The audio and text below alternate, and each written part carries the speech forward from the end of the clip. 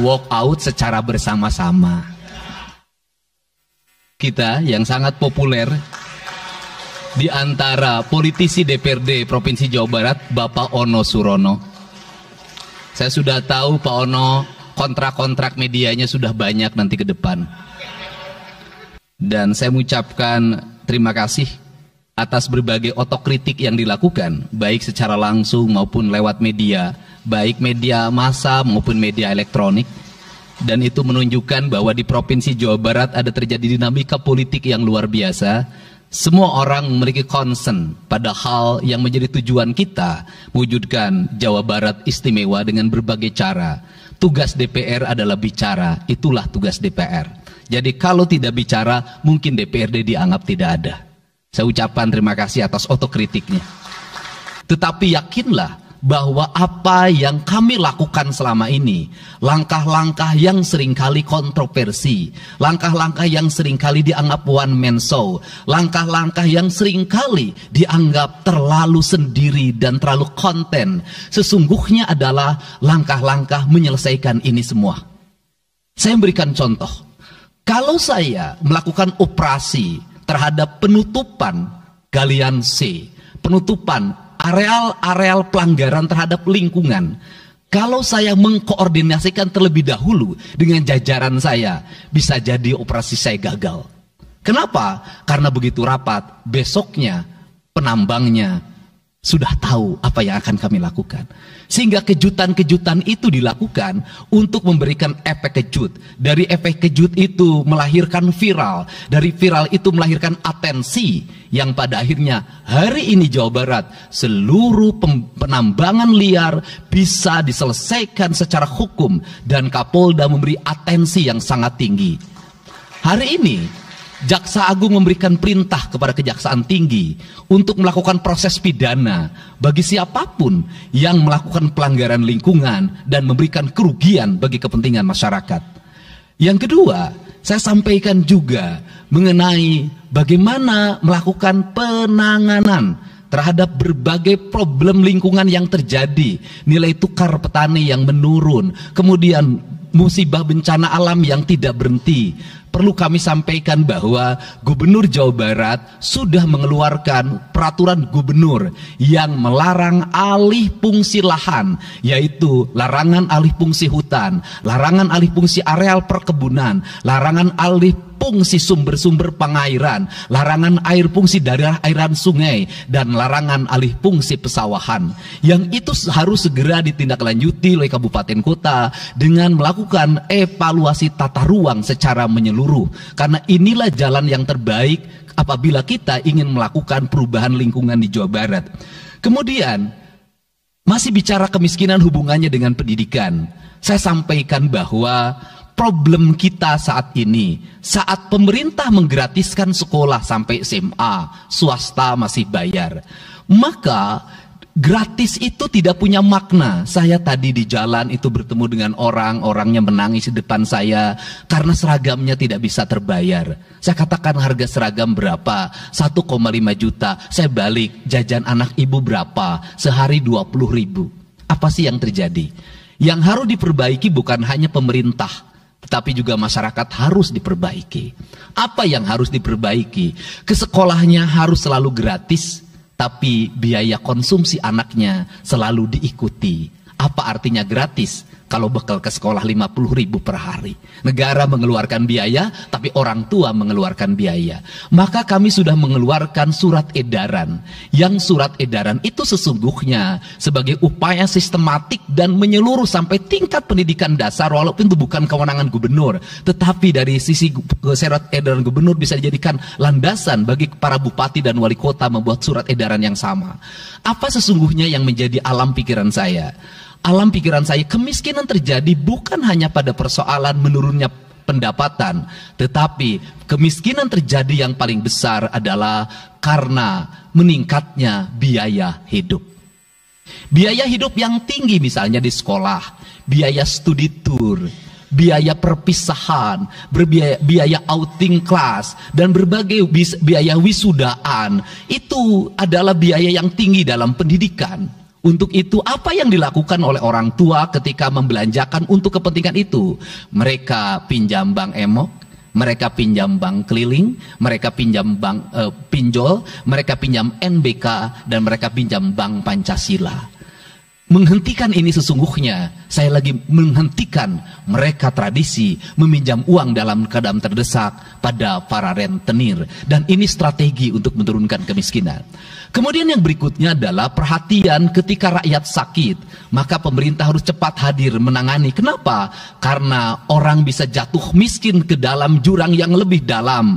Manakala dia sakit tidak ada yang mengobati, BPJS-nya tidak mampu mengcover, biaya untuk ngontrak selama dirawat di Hasan Sadikin tidak punya, biaya untuk makan untuk keseharian tidak ada, sedangkan tulang punggungnya berhenti karena sakit. Ini juga menyebabkan kemiskinan.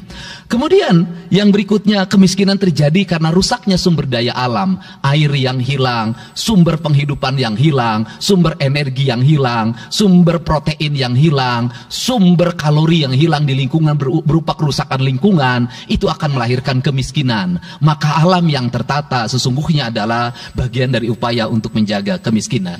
Kemudian yang berikutnya adalah belanja infrastruktur yang harus meningkat, dan itu di belanja sekarang kita sudah melihat. Itu adalah bagian dari menyelesaikan problem kemiskinan. Konektivitas infrastruktur sangat penting dalam menumbuhkan ekonomi, tetapi di balik itu kebudayaan rakyat tidak boleh diberubah. Kenapa? Infrastruktur baik bisa jadi tanahnya dijual karena mahal, pada akhirnya menjadi miskin kembali. Infrastruktur harus seiring dan sejalan dengan kerangka berpikir publik yang mengerti akan hak atas tanah. Kemudian yang berikutnya adalah pengendalian penduduk. Booming penduduk di Jawa Barat relatif besar. Untuk itu harus dibuat berbagai upaya untuk menyelesaikan problem kependudukan. Saya berkali-kali bercerita bagaimana di Majalengka saya bertemu dengan sebuah keluarga yang tinggal di kontrakan, yang ayah dan ibunya tidur ketika jam 11 siang dan anak-anaknya berjualan di alun-alun. Jumlah anaknya 11, dan ketika saya berkunjung ke tempat kontrakannya sudah hamil lagi yang ke-12. Ini problem. Dan itu saya kemudian di Cirebon, saya berkunjung pada sebuah rumah yang listriknya baru dinyalakan lewat program Provinsi Jawa Barat. Rumahnya itu ternyata anaknya sudah 4. Padahal dia baru saja menyelesaikan rumah dari pinjaman senilai 25 juta. Dan itu pun belum selesai, dan rumahnya 1 kamar. Ketika keluar dari rumah itu, saya bertemu dengan seorang bapak yang meminta kepada saya untuk ber-KB. Anaknya sudah 7. Dia tak mau lagi untuk anak yang ke-8. Saya katakan bahwa jumlah anak sangat identik dengan problem kemiskinan. Betul, kemiskinan tidak akan bisa diselesaikan dengan hanya mengatur kelahiran, tetapi setidaknya pengaturan kelahiran adalah bagian dari untuk menekan angka kemiskinan. Dan yang terakhir adalah dari seluruh rangkaian ini adalah belanja pemerintah harus menjadi stimulus bagi kepentingan masyarakat. Maka jumlah-jumlah proyek harus terus segera digulirkan, digelontorkan menjadi kegiatan publik, sehingga banyak orang yang kuli, banyak orang yang nyapu, banyak toko-toko yang buka, semen terjual, besi terbeli, dan kemudian regulasi ekonomi berjalan. Warung-warung bisa menjadi tempat para kuli siang hari makan siang. Dan ini adalah bagian dari strategi stimulus ekonomi yang digulirkan oleh pemerintah. Itu memiliki sumbangsi terhadap 12% pertumbuhan. Dan yang terakhir adalah investasi. Investasi itu modalnya ada 3. Yang pertama adalah konektivitas infrastruktur, ketersediaan jaringan air bersih.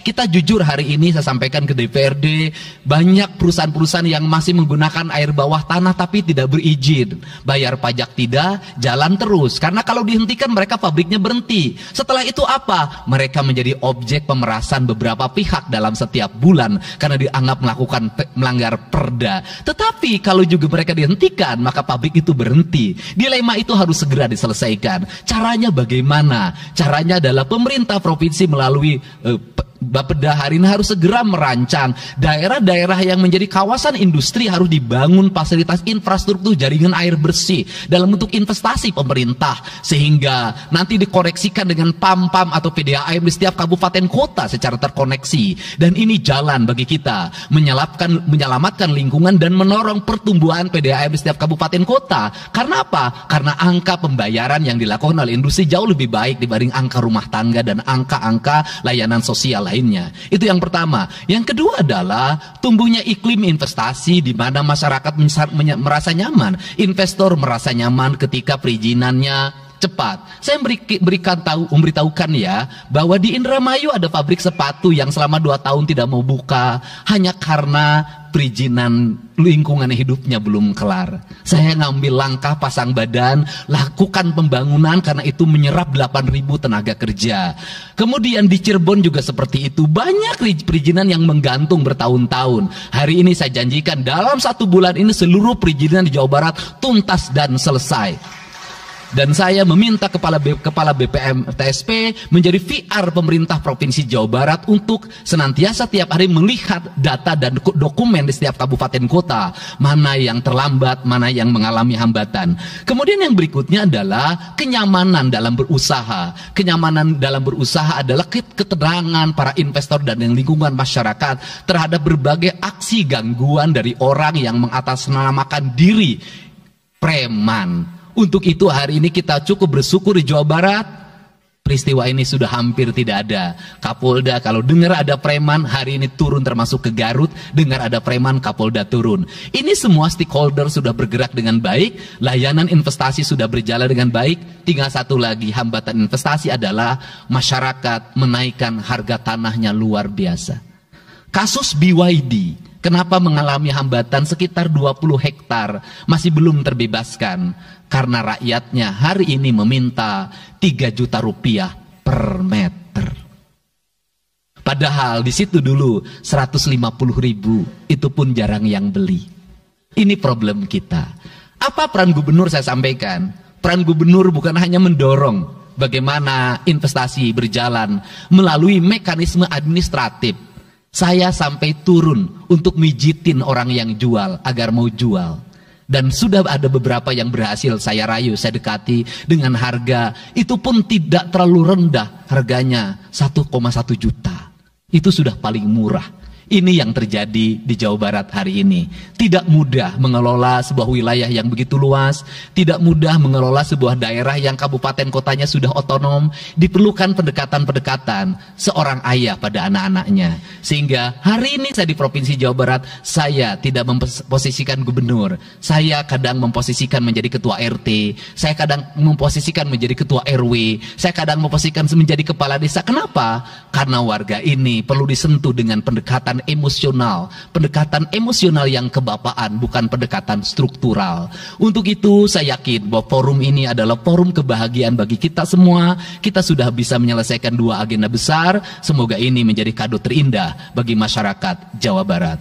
Insya Allah kami akan menjalankan pemerintahan dengan baik. Apa yang kami susun, apa yang kami rancang, dan apa yang kami kerjakan adalah semuanya kami dedikasikan untuk kepentingan masyarakat Jawa Barat. Yang terakhir kami sampaikan juga bahwa kami kemarin sudah melapas 273 anak-anak yang mengikuti pendidikan di Dodi Krindam 3 Siliwangi. Hasilnya bisa dilihat secara terbuka di berbagai tayangan. Air mata tidak akan bisa membohongi kejujuran rakyat dan anak-anak itu. Dan saya sampaikan, hari ini ada 13 orang anak yang tinggal di rumah dinas gubernur. Pada saat yang lain orang tuanya datang menjemputnya, dia menangis. Tak ada satupun orang tuanya yang datang. Seorang menjadi anak yang terbuang. Dan akhirnya saya memutuskan mereka untuk sekolah di Bandung dan tinggal bersama gubernur Jawa Barat. Ini cara kita menyelesaikan. Saya ucapkan terima kasih pada semuanya. Semoga kebahagiaan menyertai kita semua. Dan saya yakin setelah kegiatan ini kita akan walk out secara bersama-sama. Wallahu muwaffiq ila aqwamit thoriq. Assalamualaikum warahmatullahi wabarakatuh. Sampurasun. Sekali merdeka tetap walk out secara bersama-sama.